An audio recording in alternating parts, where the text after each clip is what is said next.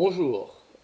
Aujourd'hui, nous allons discuter des polarités et puis des modalités et aussi la voix active et passive dans les phrases dans l'analyse syntaxique. Alors, on commence avec la phrase que j'ai analysée la dernière fois et vous remarquez bien que la modalité ici est déclarative. Tout à fait, il n'y a pas de problème là. Quand on fait une analyse de la phrase globale, il faut indiquer la modalité, et puis aussi on regarde la polarité. La polarité ici c'est affirmatif ou positif, tous les deux, c'est possible. Ça veut dire qu'il n'y a pas de ne pas ou ne jamais ou comme ça. Et puis aussi la voix qui est active. Et là, tout à fait, c'est tout à fait dans la voix active ici. Le jeune garde le guide. Voilà, pas de problème. Le sujet ici, le verbe et le complément objet direct. OK?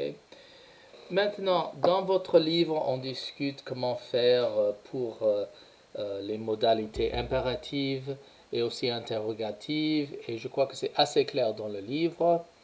Et aussi polarité positive, négative. Là aussi, c'est assez clair. Je veux juste vous parler quelques minutes sur la voix active et la voix passive. OK? Parce qu'effectivement, quand on ne peut pas tout simplement prendre cette partie ici et cette partie-là sans changer la structure de la phrase. Ok, donc regardons par exemple, je vais utiliser un exemple de votre texte. C'est pas un pronom maintenant.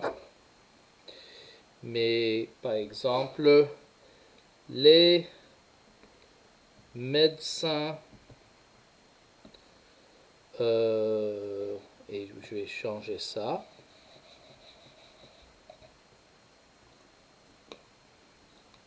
Soigne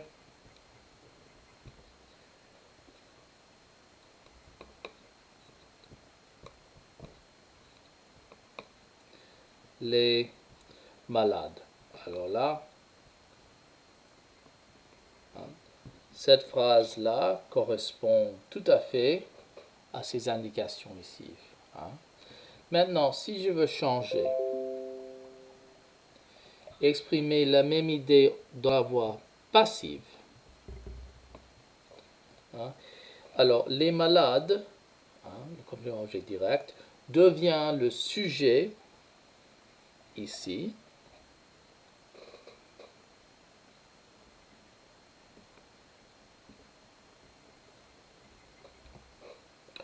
Alors soigne au présent. Maintenant, vous avez un auxiliaire, son, et puis le verbe soigner. Et maintenant, nous avons ceci. Alors, il est vrai que c'est toujours un groupe nominal, mais alors par,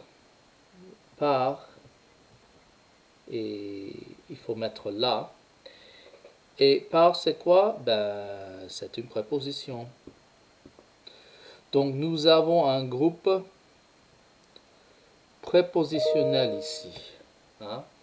Et dans la dernière section de votre livre, on pose le problème, alors où est-ce qu'on attache ça?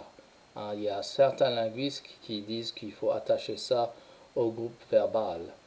Mais ce n'est pas vraiment le meilleur placement pour le groupe parce que, effectivement, le complément d'AG ne dépend pas seulement, du verbe. Ce complément d'agent est en fait le sujet réel de ça. C'est pas, je sais que grammaticalement c'est à la fin, mais c'est là vraiment l'agent hein, du reste de la phrase. Donc pour cette raison,